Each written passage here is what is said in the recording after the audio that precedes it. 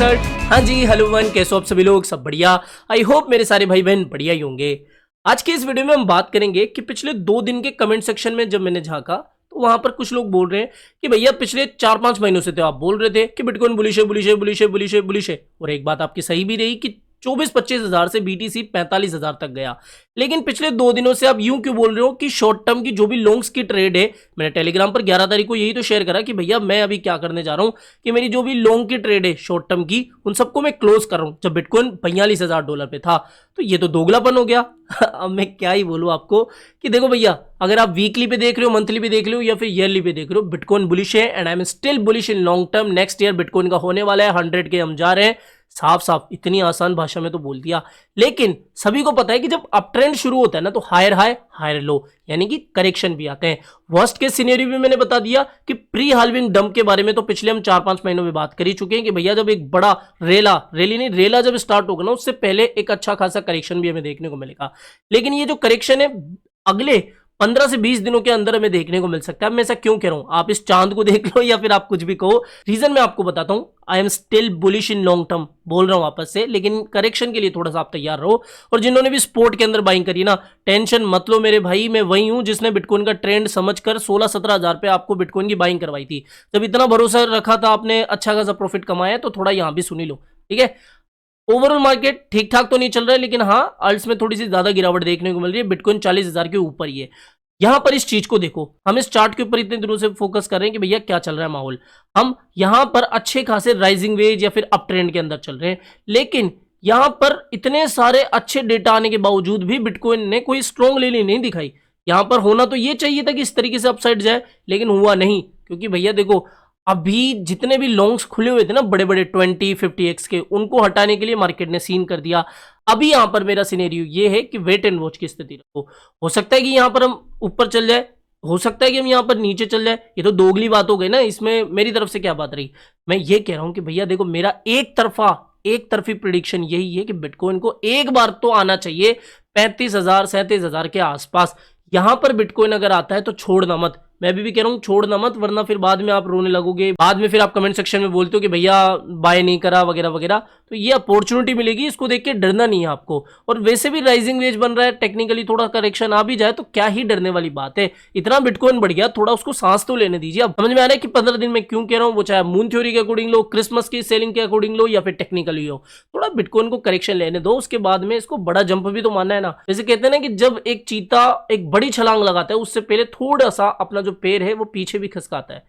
वही चीज आप समझ लो, डरने वाली कोई बात नहीं है। जो चीजें मैंने आपको बताई स्पोर्ट के अंदर या फिर कहां से कहां तक का करेक्शन आ सकता है, वो सब आपने जान लिया बिटकॉइन के बारे में।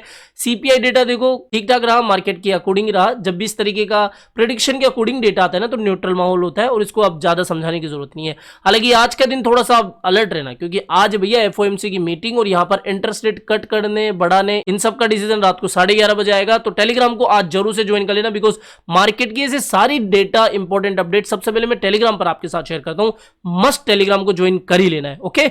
अब यहां पर बात करें अगर कुछ अपडेट्स के बारे में, तो देखो ब्लैक रॉक वालों की जो टीम है अभी एसईसी के साथ में मिली है, मीटिंग वगैरह चल रही है कि भैया किस तरीके से अभी ईटीएफ्स को लेकर हम काम करें या फिर अप्रूवल के लिए हम किस तरीके से कदम उठाए। तो उससे जुड़ी हुई ये है कि जो एसईसी है उन्होंने दोबारा से ब्लैक रॉक के जो ऑफिशियल से जो अभी ईटीएफ्स को देख रहे हैं उनके साथ में भी मीटिंग करी है। और इस मीटिंग का कोई ऐसा कंक्लूजन तो निकल के नहीं है, लेकिन हाँ बस मीटिंग हुई है, और मीटिंग हुई है तो कुछ ना कुछ डिस्कशन ही हुई होगी इंपॉर्टेंट ईटीएफ्स को लेकर। अब यहां पर देखो उन 5 कॉइन्स के बारे में मैं आपको बताना चाहूंगा जो कि हर एक बिगिनर को अपने पोर्टफोलियो में ऐड करना चाहिए। अगर आप एक रेगुलर मेरे व्यूअर हो तो स्किप कर देना, क्योंकि ये सिर्फ मैं उन न्यू कमर्स के लिए बना रहा हूं जो कि अभी मार्केट में आ रहे हैं, मार्केट को थोड़ा पंप करते हुए देखते हुए, ठीक है।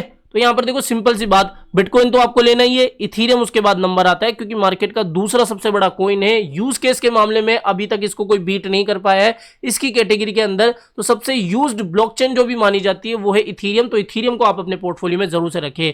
अगली बात करें मैटिक की, इथीरियम की जो कमियां है ना, अब कमियों को पूरा करने वाला भी तो कोई होना चाहिए मार्केट में। तो आप समझ लो कि पॉलीगॉन उसी का काम कर रहा है, लेयर 2 सॉल्यूशन है और अच्छा खासा ये नामी मार्केट में प्रोजेक्ट है, हमारा इंडियन प्रोजेक्ट है। तो जितने भी इंडियन बंदे कम से कम उनको तो पॉलीगॉन मैटिक के अंदर इन्वेस्ट करना चाहिए। एआरबी भी आप कह सकते हो कि भैया जो मैटिक है उसी की चाल के आसपास चलता है, तो एआरबी को भी आप अपने पोर्टफोलियो में जरूर से ऐड करें। मैंने जो 3 कॉइन्स अभी तक आपको बताया, इथीरियम, पॉलीगॉन और एआरबी, ये तो आपको जरूर सही रखना है। अगला है पाइथ नेटवर्क, हालांकि ये थोड़ा नया है कंपैरेटिवली, लेकिन चेन लिंक का जो काम है या फिर ओरेकल्स का जो काम होता है उसी के जैसे ये काम करता है। मान लो जैसे किसी एक्सचेंज को या फिर आपको अगर कोई ऐप बनाना है तो आपको बीटीसी या फिर किसी स्टॉक या फिर किसी भी कमोडिटी की अगर एक्चुअल प्राइस चाहिए, करंट जो प्राइस चाहिए, तो वो जो प्राइस वगैरह आपको दिखती है ना, ग्राफ्स वगैरह दिखते हैं, तो वो सब इसी के थ्रू आते हैं, ओरेकल्स के थ्रू। तो पिथ नेटवर्क जो है उसके अंदर काम करता है। पहले ये सारा काम लिंक का था, लेकिन लिंक अभी थोड़ा पुराना हो चुका है, तो पिथ नेटवर्क या पाइथ के ऊपर आप फोकस कर लेना। अगला कॉइन है सोलाना। सोलाना ने पहले भी लोगों को बता दिया है कि भैया कितनी मेरी औकात है, कहां से कहां तक का सफर इसने बियर मार्केट के अंदर दिखाया है, तो सोलाना भी आपके पोर्टफोलियो में जरूर से होना चाहिए। इसके अलावा यहां पर शिबा और डोज करके दो मीम कॉइन्स है। मीम कॉइन्स क्या होते हैं, जो नए लोग आ रहे हैं उनको मैं बताना चाहूंगा, ऐसे कॉइन्स जिनका कोई फंडामेंटल स्ट्रॉन्ग नहीं होता, लेकिन मार्केट में भैया हाइप के अकॉर्डिंग ये बड़े बड़े पंप दिखाते हैं। हालांकि शिबा इनू के कुछ यूज केस ऐड हुए हैं और काफी लोग अब मानते हैं कि भैया ये अब एक मीम कॉइन नहीं है, बल्कि एक यूटिलिटी वाला या फिर यूज केस वाला कॉइन बन गया है, तो इसको मीम कैटेगरी से वो निकालने के ऊपर अड़े रहते हैं। लेकिन अभी भी मेजोरिटी जो बड़े इन्वेस्टर है, जो ट्रेडर है, वो इसको मीम कॉइन नहीं मानते। लेकिन आप ये मान के चलो, नए लोगों से मैं बोल रहा हूं कि भैया ये दो कॉइन है, वो बुल मार्केट में अच्छा खासा बड़ा बड़ा पंप दिखा सकते हैं। तो मैंने न्यू कमर्स के लिए ये बताया कि इथीरियम, पॉलीगॉन, एआरबी जिसको आर्बिट्रम भी बोलते हैं, पिथ नेटवर्क और सोलाना और शिप डोज में से कोई एक या फिर दोनों ही आप रख सकते हो। तो जो भी नया पोर्टफोलियो भी बनाने जा रहे हैं मेरे नए भाई बहन, जो कि अभी दिसंबर 2023 के अंदर एंटर हो रहे हैं, उनकी तरफ से ये मेरी एक कुछ लिस्ट थी। आई होप दोस्तों आप अपनी रिसर्च करके इनके ऊपर जरूर से ध्यान दोगे। और ये सारे कॉइन्स आपको किस एक्सचेंज पे बाय करना चाहिए, भले ही बाइनेंस का नाम मार्केट में काफी पॉपुलर रहा हो, लेकिन डिस्क्रिप्शन बॉक्स में जाना, आपको दो एक्सचेंज के मैंने लिंक दिए हुए हैं। मेरा जो फेवरेट एक्सचेंज है वो है बाइबिट, जिसके ऊपर मैं डेली ट्रेड भी करता हूं और डेली मेरी होल्डिंग्स पे रखता हूं।